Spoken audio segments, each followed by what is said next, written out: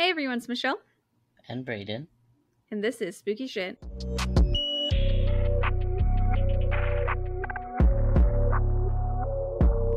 This week we are going to be talking about Jane Doe's. So I'm going to start by talking about the Lady of the Dunes. And then I'm going to talk about Julie Doe. Warning. This episode may contain graphic details. Listener discretion is advised. But before we get started on that, how you doing? You want to tell everyone your mic situation this week? Because we've been switching up so much. It's really cute. I actually remembered that I have this like little tiny microphone I bought a long time ago. I don't even remember why I bought it. I think just because it was cute. And actually it might have been around when me and Alaris were doing YouTube. Oh, yeah. But yeah, I just remember we were talking about our mic situation. I was like, actually, like, I have a little microphone. I was like, let me go find it. And it's the yeah, cutest I found thing it. in the world. And it's super tiny. It literally fits between two fingers. Yeah. It looks like a regular microphone just got shrunken down, or you just have like really big hands and you're just holding the tiniest microphone in the world. I fucking love this shit. So hopefully it sounds better than the past few weeks, because we're convinced now that his good microphone's just broken. Yeah. We think it's just broken. We have an old one here that maybe will work, but we live very far away from each other, so that's gonna have to wait. Mm-hmm. For now, we'll do the baby mic. Yeah, so hopefully it sounds better. If not, then I'll Whoops. go back to the headphones. Yeah. We'll figure something out. But yeah, what have you been up to? You know, work in school. And actually, remember last time how I told you that I was going to have to wake up really early to take Michelle to the airport? Yeah, other Michelle. Yeah, other Michelle.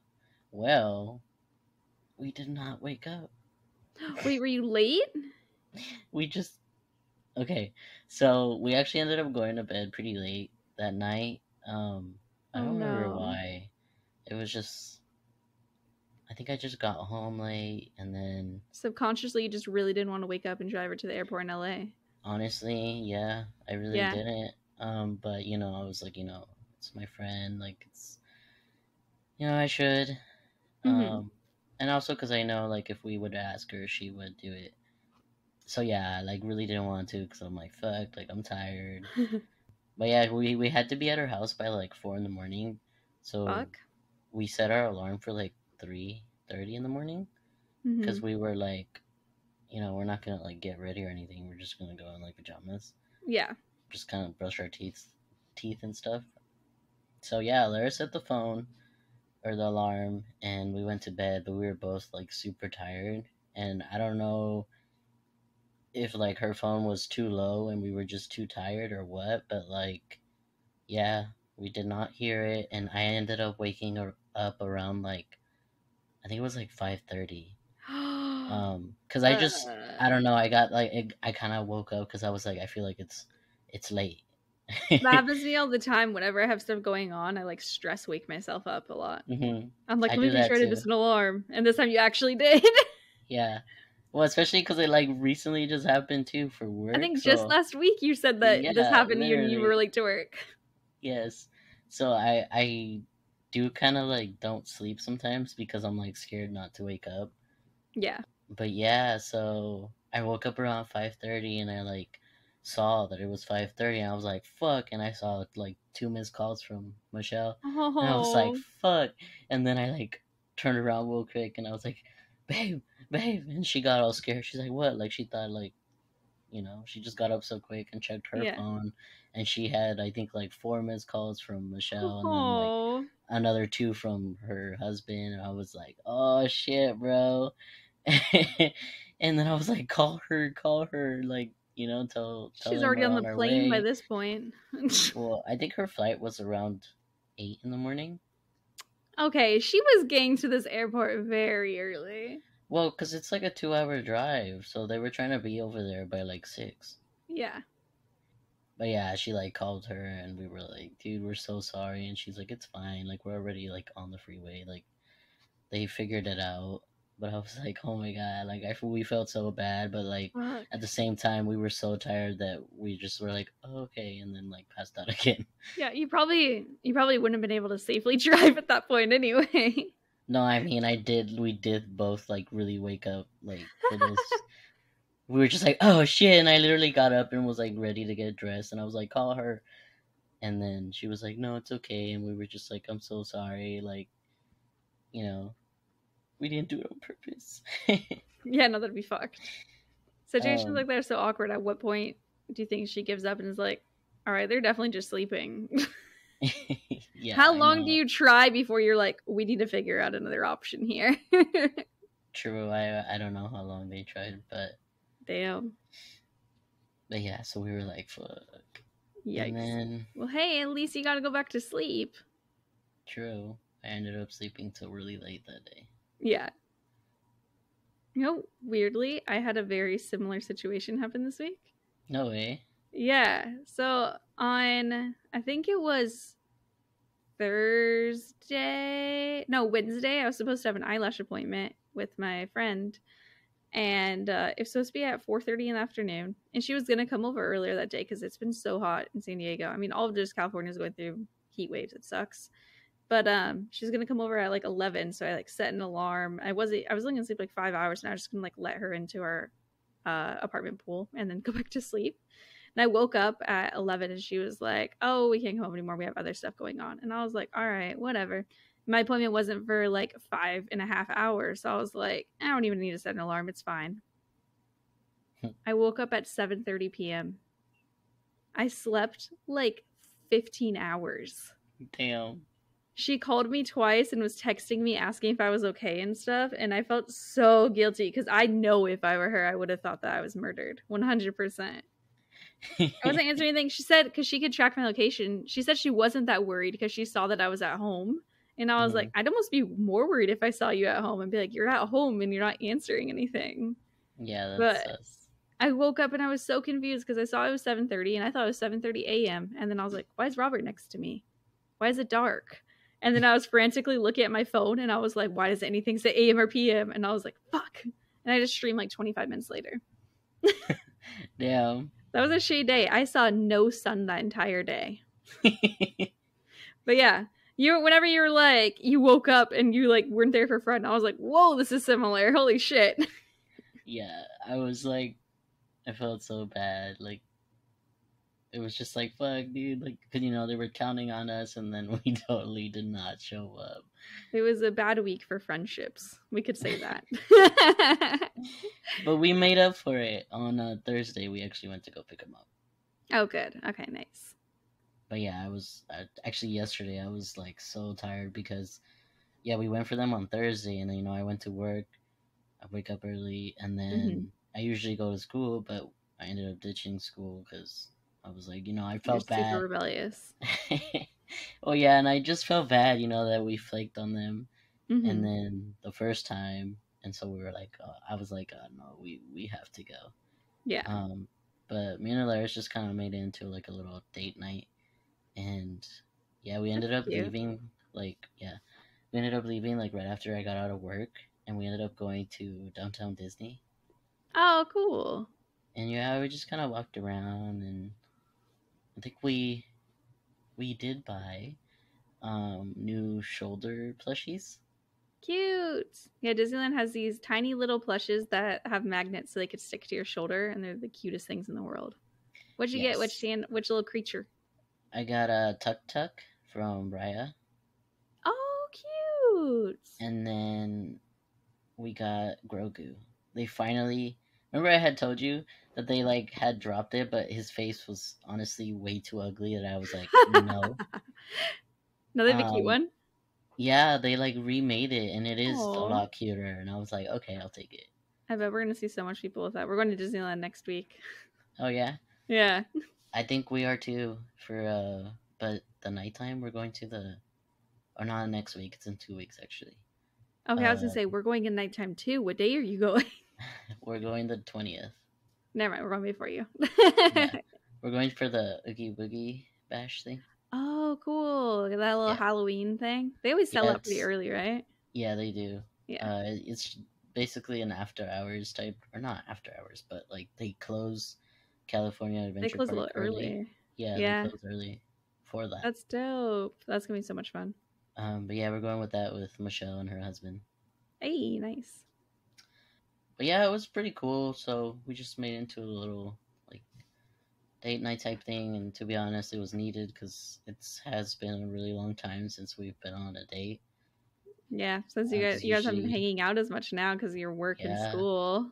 and I mean, usually like on weekends, we're always like, here at the house with my like family, or we're hanging out with our cousins. So it's been a while since it's just been like us two. Mm-hmm. And the thing that did suck is we drove two separate cars because we were Oh no. so that's the only thing that sucked, but it was cool. We had fun just walking around, and then we got beignets, Dang. and then we ended up eating at a new restaurant. It's not, I mean, new restaurant to us. Mm-hmm. It was some bomb ass Mexican food. Hey. We usually try to go up to this birria place, but they had closed early because they closed early during the week.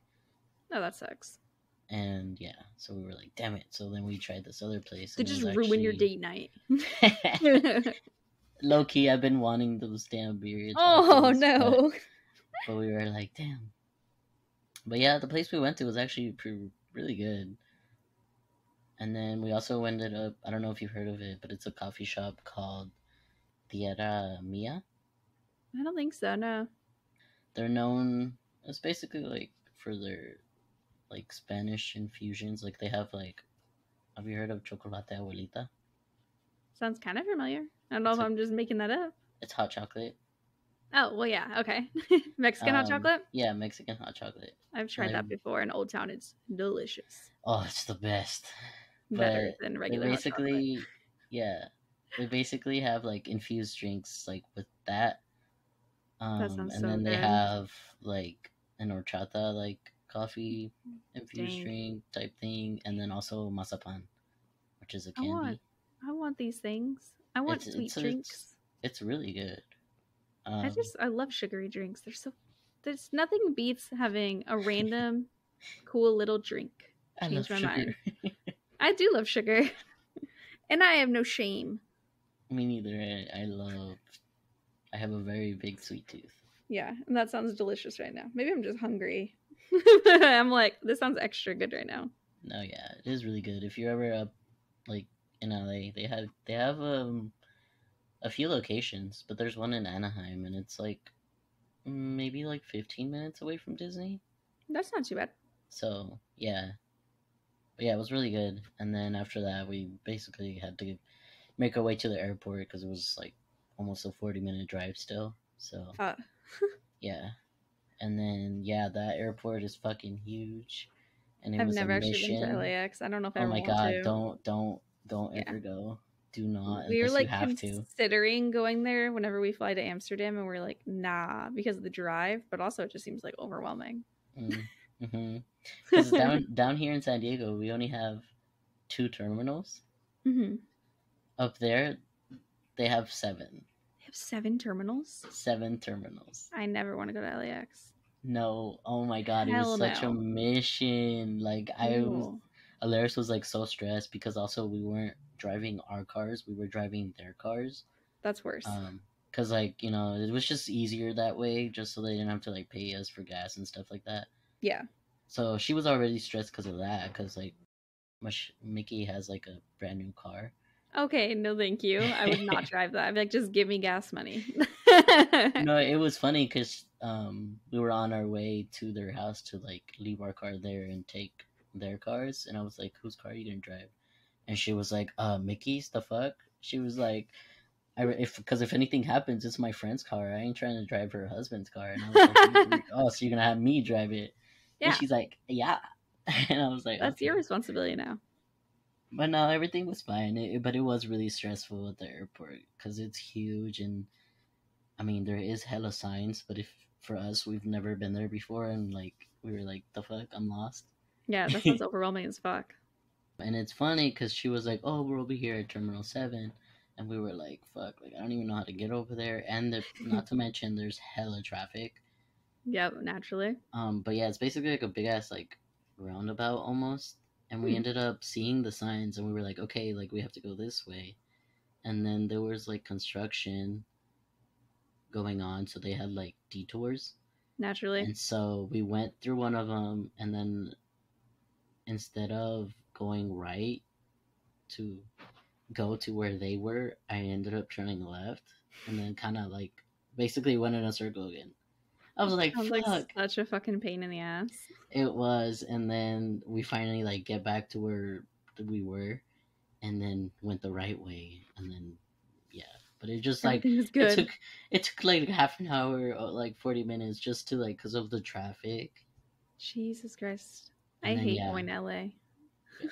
It sucked. Next time, they need to just fly from San Diego. For real, I told her that. She was like, she's like, it's because LAX was cheaper, and then like we were like, cheaper like, because no one wants to go there. How much cheaper though? And she was like $20, and I was like, we're done. $20? That's not even worth the gas. For real, that's not worth it. Yeah. Next time you're gonna be like, I'll pay you $20 to fly from San Diego. Yeah, dead ass. But I think we ended up getting home around like 12 something, and finally into bed around like 1 a.m. Dude, long day.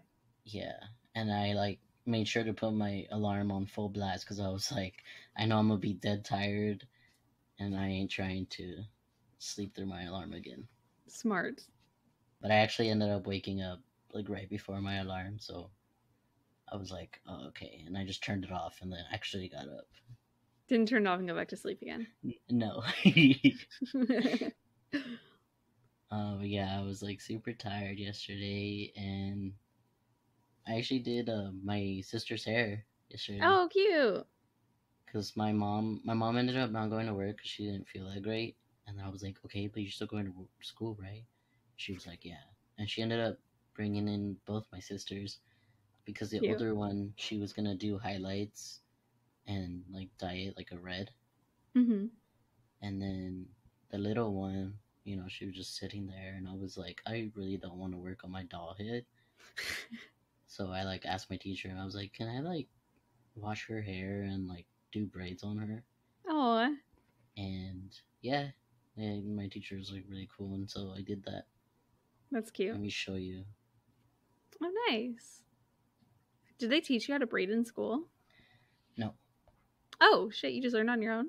Yeah. Well, I mean, I know how to braid, and then actually, when I was in mornings, there was this one. She wasn't an educator; she was a student, but she knew how to do braids, and she kind of. I learned a lot of braiding from her. Mm-hmm. Like I remember, she literally was like walking me through it, and because she did like some really sick braids on like this girl. That's dope. Because she had just gotten an undercut. Mm-hmm. And so she really did like some really nice braids. But yeah, I mostly learned from her, just like the little like tricks and stuff.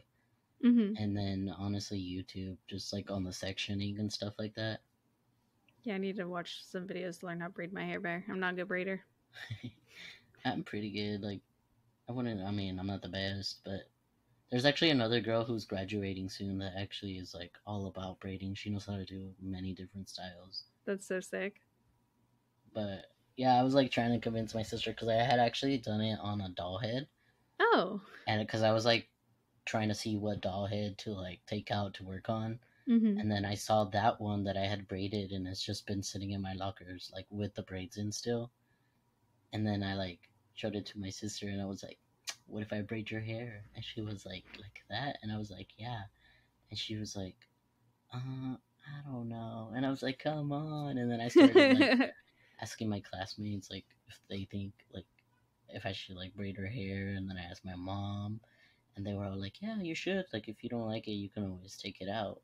Yeah. And then she was like, that's true. Okay, fine. It's not that much of a commitment. Yeah.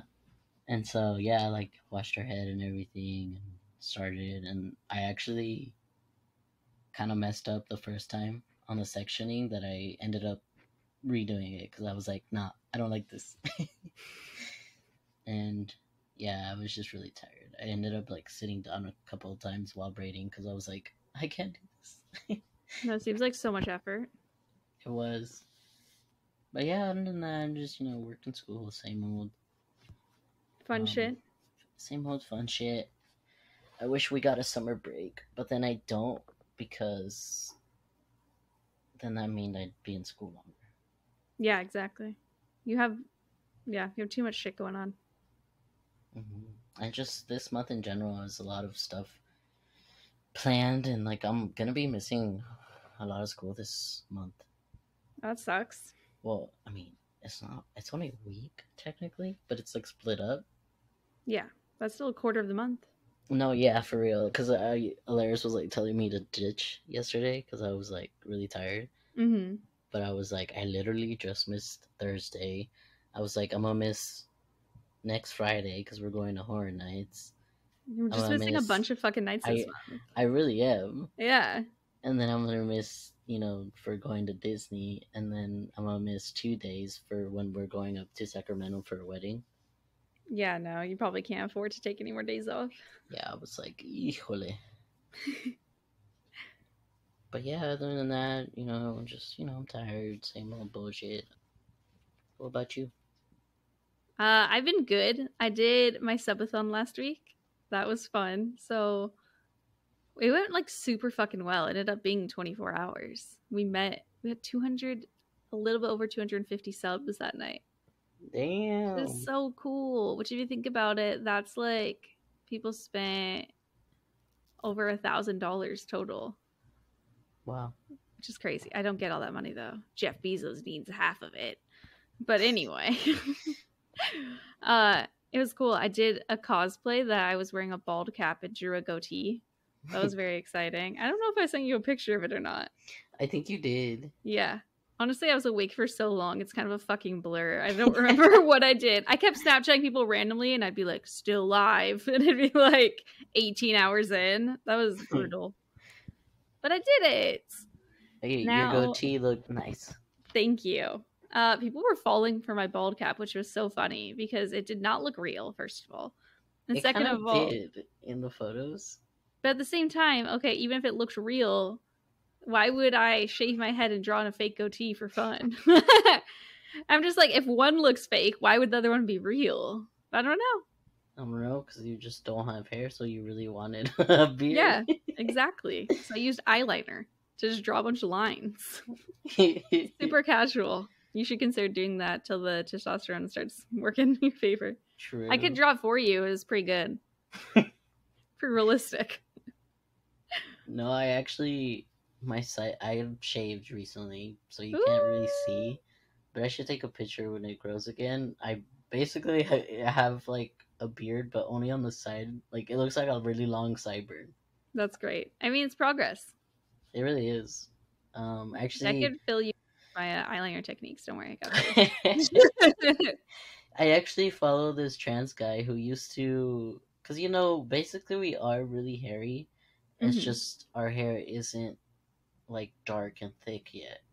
Yeah, so but it will over time probably. Yeah, but what he used to do, or I think he still might do it, but with the mascara, he used to basically like brush the little facial just hair to so fill it looks, in. yeah, just so it looks like darker. And I was like, think my dad used to do that with his eyebrows. Oh, really? Yeah, to make it look darker. I was like, it is a thing. I haven't done it yet, but yeah, and I am growing a lot of hair like under my chin as well. I have a hairy neck, but for different reasons. It's funny because I have like one little bald patch like right under my chin. But like my general chin and then like my neck, it is pretty hairy. And then my like jawline and like sideburn area, that's where it's pretty hairy. It's just my cheeks and like my stash where it's like not growing much. It will. Just give it time. Or my mustache, or it is kind of growing just in the corners, but like under my nose, it's very like light. Yeah, and it would look kind of odd if you just had that missing. Yeah. So, I don't know. I've been kind of like letting it grow, and then I like get sick of it, and I'm like, no, it's embarrassing. I'm gonna shave. If every trans man doesn't have his embarrassing wispy facial hair, then what's the point? True. You have to it's like you need it to enter that element. You have to go through the phase of the embarrassingly wispy beard. I'm pretty sure it's the law. Fuck the law. Nah. Fuck the law. You're like, I'm gonna wait till this shit is full grown.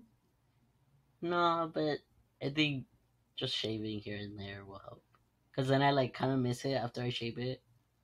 That's and true. I'm like, oh, and then I get to see it like come out again. And I'm like, oh yay, like, you know, I could see it. You're getting the full experience. Yeah. Oh, but yeah, super sidetracked there. I can't even recount this episode to you because I don't remember most of that shit. But it was 24 hours. And then, like, my sleep schedule was so fucked. Just, like, sleeping barely any day. And then that day I told you I slept, like, over 12 hours. But I feel like I finally kind of have it under control. And then last night I ended up staying up way too late. Last night, people gifted over, or, like, 100 subs total again. Wow. So we're at 500 now. Most we've ever had by, like, 120. And it means that we met like 3 sub goals. So now I'm going to do 2 different cosplays. And 500 was I'm going to let my chat choose my next tattoo. Old school RuneScape themed. Oh, shit. Yeah. So hopefully they don't choose some stupid shit. I mean, even if it's something stupid, if I go to a good enough artist, then they'll be able to make it look cool. True. But I'm like, keep it appropriate. Because there's this one thing in the game that's used to make a wand and it looks like a butt plug and everyone keeps saying that and I was like, I'm not getting the butt plug fucking Kodai insignia. That's not happening. I'm not getting something that looks like a goddamn butt plug. I'm like, that's my only rule. Keep it appropriate. I know that technically it's not a butt plug, but that's why you guys want me to get it because it looks like a butt plug. So we'll see how that goes. I'm gonna like do a bracket style like we did choosing your name of everyone's ideas and just have people vote. That's cool. I'm excited for it. I'm excited that we hit 500. But yeah, I stayed up way too late. So, yikes. Last minute research. Thankfully, I'm not doing anything today. Yeah, me neither. Well, we did get invited to a birthday party, but it's all the way in Fontana. It's like more towards LA? Yeah. Yeah, no. Like the outskirts. Hell no. We did want to go, but like my brother and my sister work and they don't get off till like 5, and my mom was like, nah. Yeah, I feel that. Too far for me too. So yeah, so we're just chilling watching The Good Doctor. Nice. Very good show. I think that's like all I had going on. Oh, one last thing. Shout out to Sophia, the person that was late towards. The day before I was late, she got fucking married. She got married, no way. And how do I celebrate? By not responding to her calls the next day and missing my appointment. Whoops. She's like, I could be at home hanging out with my new husband. And I'm like, nope, hang out at your job for a few hours while I don't respond to you. Yeah. But yeah, congratulations. It was like a chill, small wedding. That's why she was at work the next day. It wasn't like a big deal. Mm-hmm. Well, like a big deal, but not like they're on their honeymoon now and all this shit. Yeah. But shout out Sophia. So yeah, lots of subs, lots of weddings. Cool. That's my fucking week. Congratulations, Sophia. Congratulations. Welcome to the married cub. I can't welcome you, but welcome from him. I was going to say welcome and I was like, it's going to sound like I'm a liar. You are. You're not married. It's okay. I'm not a child bred, no, to answer your question. What? Have you ever seen Broad City? No. There's this one character on it who's funny, and she was like on a date with her boyfriend, and it was like their 2-year anniversary, and they like were like going and just like talking about their relationship and shit, and he said something about like eventually getting married, and she was like, I'm only 27, what am I, a child bride? And I related to that a little bit. Like, I'd get married, but I don't feel any pressure to. I still feel very young. You are. You know, Leah said something once about like how it feels like she's supposed to be at like a marrying age right now, and I'm like, that's just because you're friends with a lot of people getting married. You're 25, like you're like a lot of people don't get married till they're much older. Yeah, very true. You just have to put it in perspective. Like, if you were older and heard a 25-year-old being like, I feel weird that I'm not ready to get married, you'd be like, yeah, no shit, you're only 25. It's not that crazy. Me already being married for 4 years. Yeah. That's why I'm like, To each their own. But also, I don't think that you'd be like, oh, someone's 25 and not married. They're a spinster. No, definitely not. But yeah, that's pretty much all I've been doing. So I could just get to my story now. Cool. So this week, I'm going to be talking about the Lady of the Dunes. On July 26, 1974, a 12-year-old girl and her dog were walking near the Race Point Beach Dunes in Provincetown, Massachusetts, when her dog wandered off and started barking. She followed the dog to a spot a few yards away from the nearest access road and saw what at first she thought was a dead deer, but which she soon realized was actually the body of a decomposing woman. She immediately went and told an adult, and the police were notified. Kind of a side note here, but interestingly, another person, Sandra Lee, who's an author now, claims that she was actually the first person to find this body. She said that she stumbled upon it 2 days before while camping with her family, but she'd been too scared to tell anyone what she saw.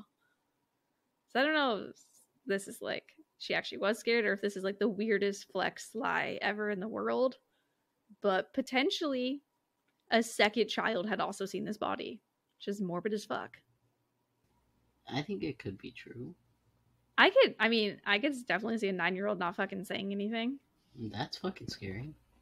You know, another story that I was about to talk about that I didn't, a group of kids found a body and they all agreed not to tell their parents because they were afraid they'd get in trouble for going on that property and it scared them. But thankfully one of the kids was like, yeah, no, I'm definitely telling my parents after he got home.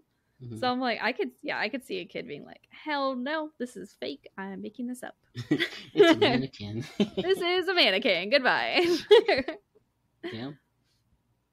Upon arrival to the scene, police noted that the victim was laying face down on half of a light green beach blanket. If it hadn't been for the large amount of insects and all the gruesome details, it could have looked like just another woman was sitting there sunbathing. While the victim was nude, a blue bandana and a pair of folded Wrangler jeans laid under her head like a pillow. There was no sign of a struggle, indicating that she'd either known her attacker or she'd been sleeping when she was attacked. While there were 2 sets of footprints leading towards the scene, these disappeared into the sand as they got closer to the body. The blanket and sand next to her were undisturbed, so it's also very likely that she'd been moved to the area following her murder and had been posed there. And since she was placed so she was only laying on half of the blanket, it's possible that somebody had been laying down next to her. I don't know if they were speculating that's if she was killed there, someone was laying there and then killed her, or if they killed her and then they're time for a fucking nap. But regardless, she was laid out she was only on half of it. So, gruesome details, sorry everyone, heads up. The woman had been nearly decapitated, possibly from being strangled, and one side of her head was crushed, leaving a hole in her skull, possibly from the murderer using an entrenching tool. Though this is unconfirmed as no weapon was ever found. God damn. Mm-hmm. That's why I'm saying this 9-year-old, I'd be like, I saw nothing. This isn't real. It was kind of clear to me too, if the decapitation was also part of that tool. If it was all the strangle, and I don't know what you could strangle someone to decapitate them. I didn't want to think too much about that. Mm. No one else seemed to speculate on it either. They were just she was nearly decapitated. Damn. Yeah. It's likely that this major head injury is the one that killed her. She had been sexually assaulted with a block of wood, but thankfully, that seemed to have happened after she was already dead. Thank fucking God. That's although her it's gnarly. I truly hope she was dead for that. I think she was. Actually, you've seen American Horror Stories, right? I've seen some of the older ones. Well, the new season came out, and there's actually an episode on that. Ew, gross. Necrophilia. I was like, hell no, because I didn't know what it was about until it started, and I was yep. No tanks. No tanks. Although her exact date of death is unknown, as flies in the heat had spread along decomposition, the woman had likely died 10 days to 3 weeks before she was found. It appeared that whoever killed her had gone to great lengths to hide her identity and specifically wanted to get rid of any possibility of identifying her via fingerprints or dental records. As a result, she was missing some of her teeth, both of her hands, and one forearm, all of which have never been found. Oh, shit. Next to where her hand should have been were small piles of pine needles in the sand. Not sure if that was on purpose or like a weird fucking coincidence that little piles were there. I've read one person talking about like how in like certain cultures like pine needles will be used as medicine, and I'm like, I don't think that anyone is trying to heal her cut off hands. But maybe. Yeah, no. And it wasn't like placed on her, it was placed next to her. So it's believed that the woman was around 5'6" to 5'8", weighing 145 pounds with an athletic build. She was white and had long red or auburn hair that was in a ponytail held in place by a gold-flecked hair tie. Her toenails were painted pink. Notably, she did have extensive dental work done in life, including lots of gold crowns, which would probably have cost her like $5,000 to $10,000. A lot of it said that she had like New York style teeth, and my impression based on what I read is that she had like caps and stuff like added to her teeth just to make everything like look very like straight and stuff. It's thought that at the time of her death, she could have been anywhere from 20 to 49 years old, but most likely she was 25 to 35. Nearby hotels were checked, abandoned cars were looked for, local dentist records were examined, but there was nothing to help find the identity of the murdered woman. Over at the crime scene, despite meticulous searching of the nearby dunes, no more evidence could be found either. The only possibly related thing investigators saw was that there were tire tracks about 50 yards away from the body. With no leads to look into, the woman, who had been nicknamed the Lady of the Dunes, was buried in October of 1974 without being properly identified. Her grave marker was given the inscription, Unknown Female. In 1979, a facial reconstruction of the Lady of the Dunes was made. The next year, her remains were exhumed for further examination, but nothing new was found. And while she was buried, they kept her skull out. I think for DNA purposes, also just because the skull were the major injuries. But like, I think even the more recent stuff that I've read, people reference like having her skull. So it's kind of strange.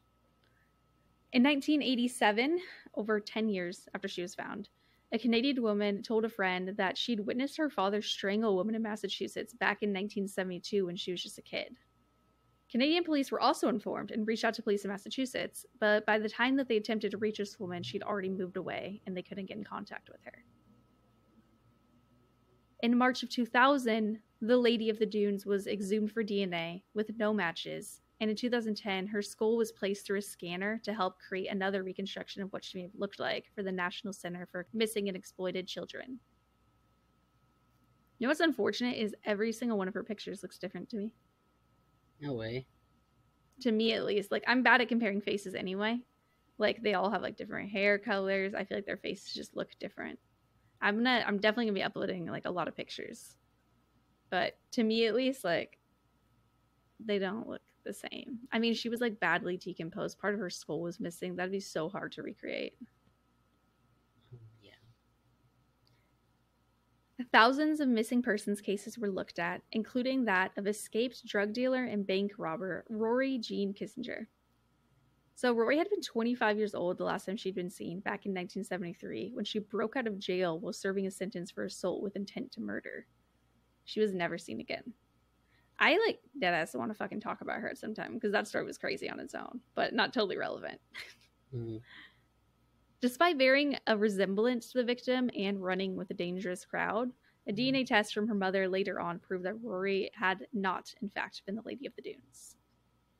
In 2014, a woman came forward and said that one of the reconstructions of the Lady of the Dunes looked like her sister, who she'd lost touch with after her sister had moved to Boston back in 1974, just a few months before the murder occurred. I actually wasn't able to find an update on this lead, which makes me think that the remains were likely unrelated. But the same year, funds were raised to help get the murder victim a new casket, as the original one she'd been buried in had deteriorated. In a really random turn of events, Stephen King's son, who's also an author, Joe Hill, has his own theory as to who the Lady of the Dunes could be. So he had been reading a book called The Skeleton Crew, How Amateur Sleuths Are Solving America's Coldest Cases, in 2015, when he first heard of this case. So a few weeks later, he was watching the movie Jaws when during one scene, he saw an extra that caught his attention. A woman in the crowd with dark hair wearing jeans and a blue bandana. similar to the ones found under the Lady of the Dunes. Sounds random as fuck and far-fetched, obviously. He even admits himself that's not probable, and he could just be like, projecting. He has like, like the ghost writer mentality. He could just be thinking of spooky things.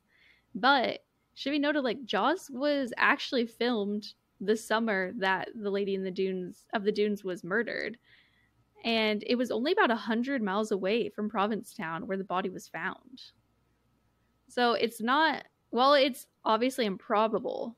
It's not impossible that this woman had been like visiting the area in Provincetown, heard that this like movie was being made, and was like, oh, I'm gonna go check this out, and drove 100 miles away to go see it. Yeah, that does not sound like terribly unlikely. Yeah. Not probable, not impossible. Although they didn't keep a record of any extras and names, and she may have not even fucking realized that she was in the background of the movie at all. I mean, some people still think this could be a valid theory. And speaking on it, Hill himself said, 2 astonishing things happened on Cape Cod in the summer of 1974. One is that Steven Spielberg filmed Jaws, and the other is that someone murdered this woman in the dunes outside Provincetown and got away with it. Anything that stirs people's memories could potentially be productive.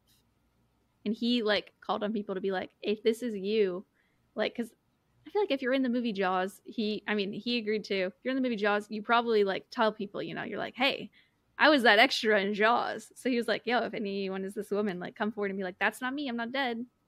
Mm-hmm. But who knows? I mean, it always feels so obvious to be like, who hasn't seen Jaws? Like, all this stuff. And, like, who wouldn't know that they're in it? Some people are just oblivious as shit and really don't know. True.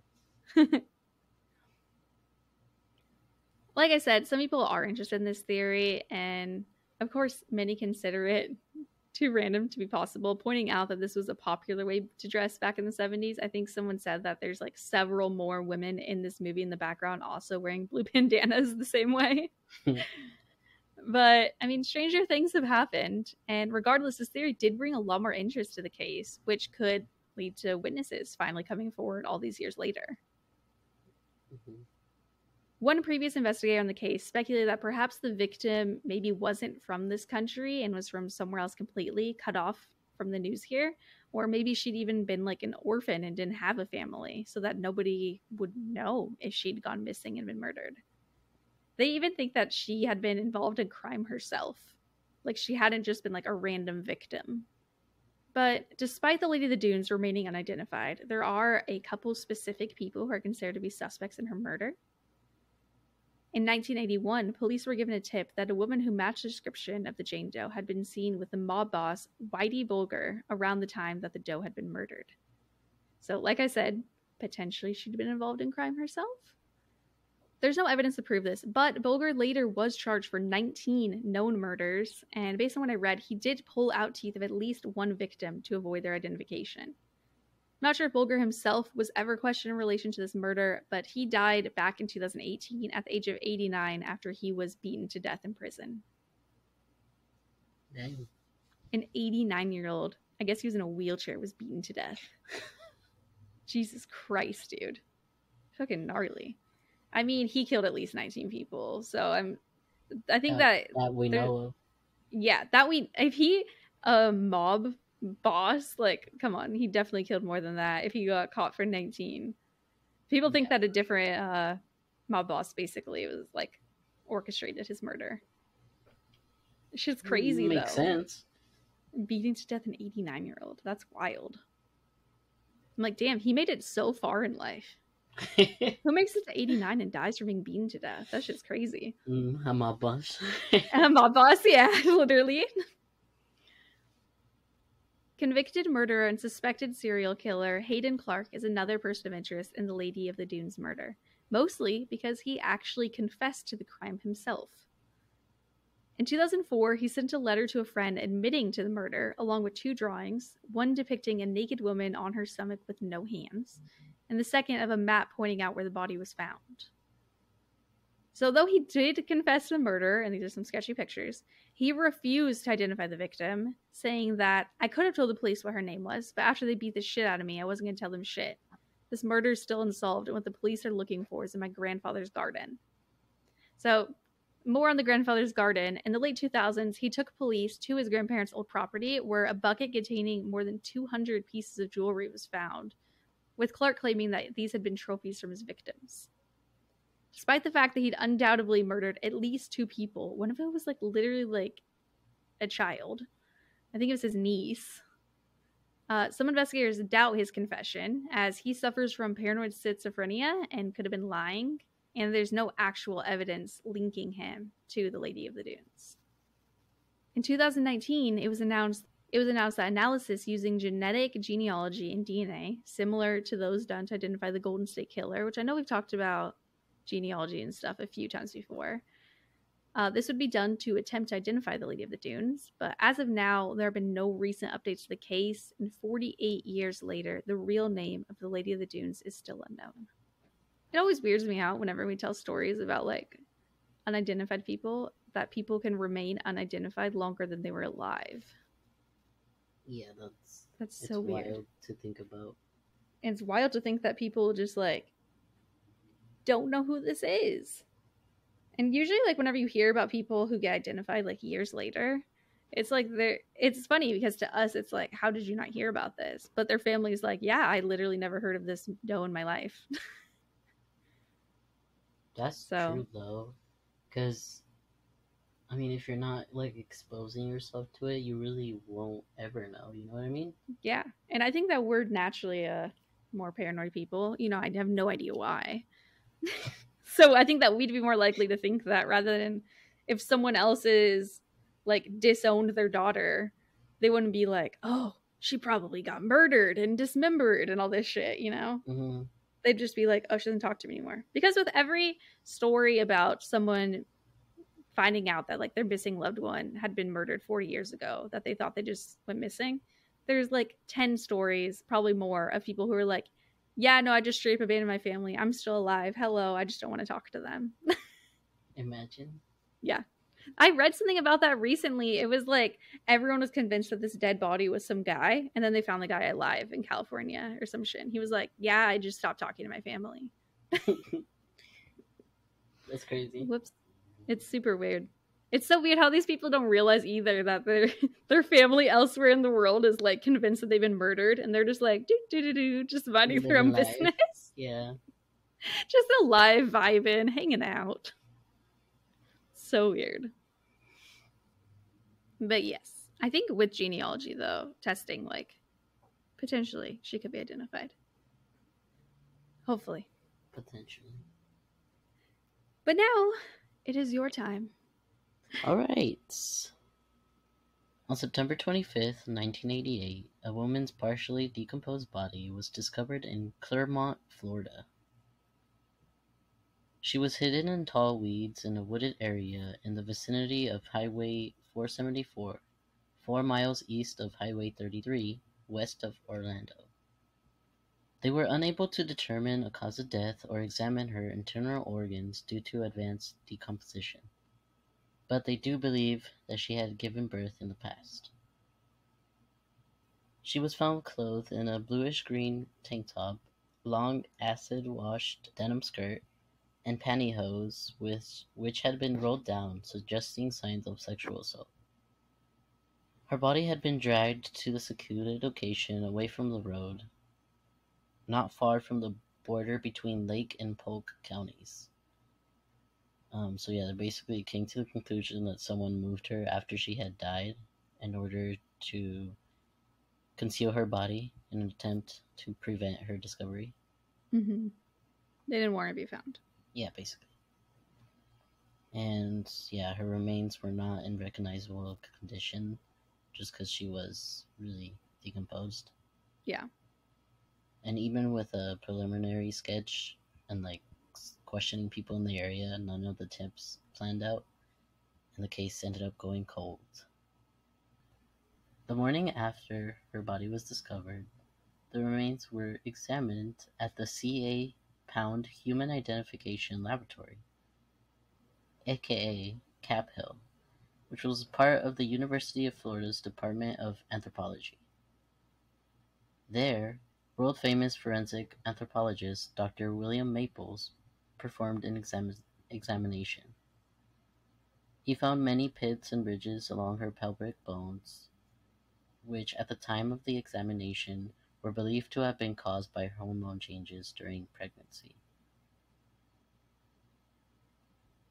Which I guess, I didn't know that, but during I know, like pregnancy, ridges. well, yeah, I guess during pregnancy, your pelvis basically softens in preparation for childbirth. Why does that sound scary? A soft pelvis? Sounds like it's gonna break. I mean, I think that's why it happens, so it doesn't But- break. But nasty. Scary. Jane Doe's cause of death could not be determined, but the case remains a suspected homicide. She was between 22 and 35 years old, Caucasian, between 5'9" and 5'11", weighing between 150 and 180 pounds. She had naturally brown hair, but it was bleached blonde. She had long, well-manicured fingernails, and an examination of her teeth showed that she had some fillings. She suffered at least one serious blunt force traumatic injury to her face in the past, fracturing her right cheekbone, which had healed prior to her death. Other healed fractures included a rib and a toe, and possibly her nose. They also noticed that she had undergone cosmetic surgeries, so her nose was actually because she got her nose job. Okay. Well, but they're not sure if it was like from an injury or like actually cosmetic. Either she got a nose job or she was punched. And then got a nose job. Yeah. But yeah, she also had breast implants. No shoes, jewelry, or other personal items were found at the scene, including forms of identification. Investigators suspect murder because of the suspicious circumstances surrounding the placement of her body. Based on the condition of the body, it was estimated that she had died about 2 weeks to 8 months before the discovery. So she could have been murdered anywhere from late January to early September. It's a big window. Yeah, so it's a pretty big gap. Her skeleton has been at Cap Hill since 1988. Little to no forward progress was made until major advances in DNA analysis around 2010. And that was when, I guess they successfully identified 2 other Jane Does in Florida. Oh, wow. When Detective Tamara Dell took over the case at the Lake County Sheriff's Department, she made sure over the next couple of years that it was included in a statewide push to address cold cases with newly available technologies. It was through one of these tests in 2015 that it was finally discovered that she had XY chromosomes and had therefore been a transgender woman. I almost talked about this story, so I knew that she was trans. They thought she was pregnant before. Yeah. And that I guess gives me such little faith in medical examinations that they thought that. Right? I mean, it was the late 80s. So, I mean, at times have progressed like they do. I feel like they know They're more better now. science. Yeah. But still, they thought that this trans woman had given birth. Maybe To she be was the fair, first one. She was really, like, decomposed. Like, they couldn't even, like, find anything else that suggested. That's true. It's just, like, it's shocking. It reminds me of talking about identified does before. I talked about a woman who, for years, they thought that she was white. And then, like, way later on, they're like, oh, she was actually black. All of our pictures are wrong. And I'm like, there's these details that I'm like, how do you guys not know that? I don't know. I mean, I don't know how they know it in the first place. I'm not a fucking scientist. I don't know. It is weird, though. True. But yeah, basically at Cap Hill, the new director was Dr. Michael Warren, and he was actually a former student of Dr. Maples. Yeah, he's the one that like helped with that new discovery and was just basically like, you know, the science back then wasn't as well, and it was like an honest mistake. Mm-hmm. But yeah, and that's when they related the softening or like the pitting on her pelvis was like contributed to the hormone replacement therapy. Yeah, that's so interesting. Which is like, wow. I know hormones make your pelvis act like you're giving birth, apparently. Well, I mean, I think it just changes the shape of them to look more feminine. Oh, I'm just reaching. An artistic reconstruction was done by a forensic artist and detective, Stephen Fusco, of the Orange County Sheriff's Office. But yeah, they actually believe that the breast implant procedure may have been performed in Atlanta, Georgia, Miami, Florida, New Orleans, Louisiana, New York City, or California. Very specific places. Yeah. Well, I guess because it is believed that the sex reassignment surgery occurred no later than 1984, based on the fact that the implants were discontinued around 1983.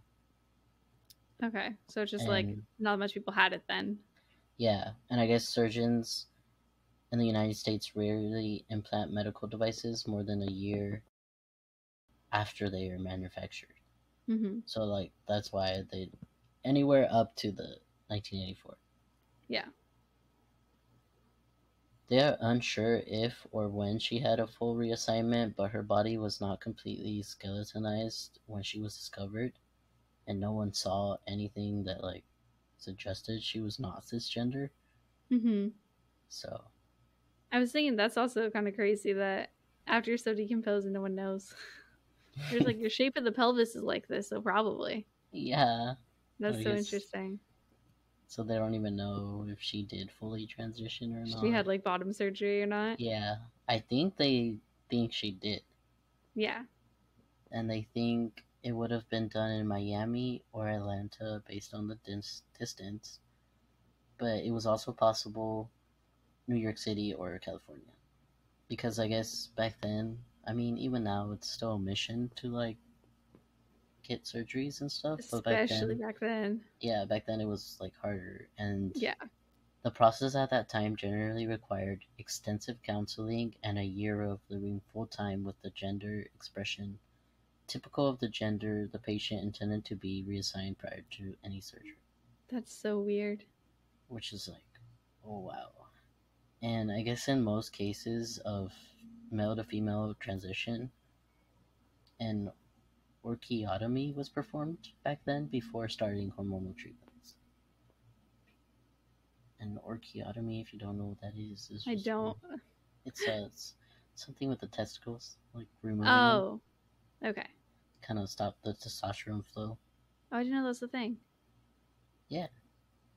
But yeah, I guess ordinarily they don't really share like the surgical procedures or like how it's done, but they feel like maybe it will help identify her, so that's why they like Mm-hmm. shared the process. Shortly after the remains were discovered, fingerprints were taken in hopes to identify the victim. And that was when her initial sketch was done by Stephen Fusco. And it was also around this time that she received her nickname, Julie, because you know they're usually Jane Does. Yeah, Julie Doe. Julie Doe. So students examining the remains selected the name Julie, which was from a LGBT themed film, To Wong Fu, Thanks for Everything, Julie Newmar. Okay.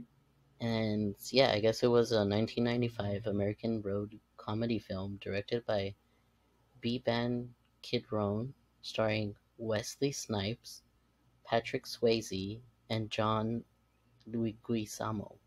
What a lineup. And I'm like, whoa, because they're all like pretty big actors. How have I They never are. heard of this movie? I know, literally. Oh yeah, I guess they played 3 New York City drag queens who embarked on a road trip. That's probably. They probably make a lot of transphobic jokes in that movie, I'm assuming, back then. I don't know. Maybe. Hopefully not.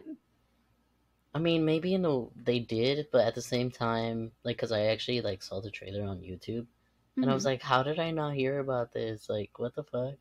And the trailer just looks so old, but it was cool the way they did the trailer. Like, it was like that typical voiceover, and then like it just started, I think, with Wesley Snipes, and they like said his name, like Wesley Snipes, like you've always seen him as like a murderer or like a badass, and then Swayze, and then they were like voiceover was basically saying now you're gonna have to see him do their like hardest film ever, and it's like switches to them like dresses.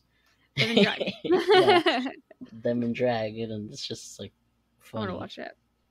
But even the trailer, I'm like, it doesn't look like a terrible movie. That's good. And actually, in the comments, there was like someone that was like saying how it helped them basically realize they were gay and that it was okay. That's so good like, because you hear so much movies from back then where they have LGBTQ plus elements, and you're like, they all die, and it's sad, probably. True. Or like Brokeback Mountain. There's a lot of memes about it, but like, they were not happy, you guys. That shit was kind of sad. It is. Well, actually, I've never seen it, but I've heard a lot about it. A lot of them also have. They're cheating on their spouse, but it's okay because they just realize that they're gay. And I'm like, damn, can you just have them not in a relationship in the beginning? For real. Please. No, but I remember, I think it was Hilarious that sent me, or maybe I just came across it on TikTok, of how, because Heath Ledger was in that movie. Mm. And like when doing interviews and stuff, they would obviously try to like say stuff of like, I don't know, like how can you do that role and stuff like that. And he was how could always, you possibly kiss another man? You're only an actor who gets paid to do this. Well, I mean, even so though, he was very like pro LGBT and was like saying like, I don't see it that way. There's nothing wrong with that. It's just like two people who love each other. That's good. Which I'm like, wow, more respect to Heath Ledger. I like it. The OG Joker. Yeah, literally. He was so good. But yeah, I want to see the movie now. See it. But yeah, I've never heard of it. I even asked my mom because it was 1995. Like, and I was like, Mom, have you ever heard of this movie? Because she likes like Patrick Swayze, and she loves to watch like Dirty Dancing. That was like one of her favorite movies. So I like asked her. I was like, have you ever seen this movie? She was like, no, never even heard of it. I was watch it. Let me know if it's good. Maybe I will. But yeah. In July 2018, esotopic tests were performed in Tampa, Florida by the University of South Florida on samples from her skull to pinpoint locations where she resided. The results suggested the victim originated from southern Florida.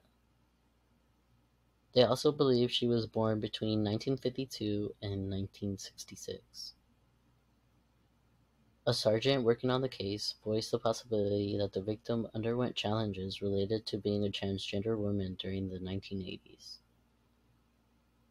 Others have elaborated that the family estrangement or disownment may have played a role in her status as unidentified. Also, no missing individuals from this region matched her description. Her disappearance was likely unreported, which is like sad. It's like what I was saying, like how do people go missing this long and just no one reports them missing? That's very sad. Investigators sought services from the DNA Doe Project, which specializes in identifying potential family members, unknown individuals through genetic genealogy. Basically what you were talking about. Yeah. Use it for everything now. But I guess when they like posted about her story, they did get a lot of like funds. Really? People raise money? That's good. Yeah. I think they said they like reached the amount they needed in like 48 hours. Oh, thank God. I was like, whoa. LGBTQ fam coming through. But yeah, I guess the first time they tried to extract it, nothing came up. And the organization began for a third attempt in November of 2018, which also failed to generate a usable file. And in January of 2020, finally a suitable sample was successfully obtained. And Julie's DNA was uploaded by the DDP to the GED match in January of 2020. And the research is ongoing. Hey, same as mine. Yeah. DNA Doe Project volunteers Lee and Anthony Redgrave founded the Trans Doe Task Force to advocate for unidentified victims who were transgender or gender nonconforming. The pair voiced concern that the genetic genealogy research may reveal a unidentified person's birth or legal name, but may not provide the title that the individual preferred during life. One of the task force goals is to research following an identification on how they identified to prevent dead naming. That's pretty cool. Yeah. I'm like, that's like sick. Yeah, they're But not just there's gonna like, be name only. hmm, It's weird because sometimes we do talk about cases like that where like we don't know their other name. So it's strange. true. Yeah, haven't done that many times, but I know I've done it at least once. But yeah, there was like a new depiction of how Julie Doe may have looked in life. It was done by forensic artist Carl Koppelman. And it's actually like a really good photo. Yeah? Yeah. It's like the newest one. I will upload on Instagram. But yeah, I mean, just to see the progression from the old photos, it does look like a different person. And then, Yeah. especially because I think the first sketch that they did, they ended up, once they found out she was transgender, they did kind of tweak it to how she would have looked as a man. Mm-hmm. But yeah. But yeah, if anyone has any information about this woman's identity or about the circumstances surrounding her death, please contact the Lake County Sheriff's Office at 352-343-2101. Thank you. I should have looked up a phone number too, my bad. It's okay, I almost didn't. Yeah, I'll be uploading pictures for you all. I looked it up too, and a lot of people do have pictures now of what she would have looked like before she started transitioning. Which is interesting. All right. You have anything else to add this week? No. Thank you for listening. Thank you. If you guys want to reach out to us with any episode ideas or cases you want us to talk about, you can at thespookyshit.pod at gmail.com. Our website and Instagram are spookyshit_pod, and our website is spookyshit-pod.com. Thank you for listening, and we will catch you on the flippity flip. Goodbye. Goodbye.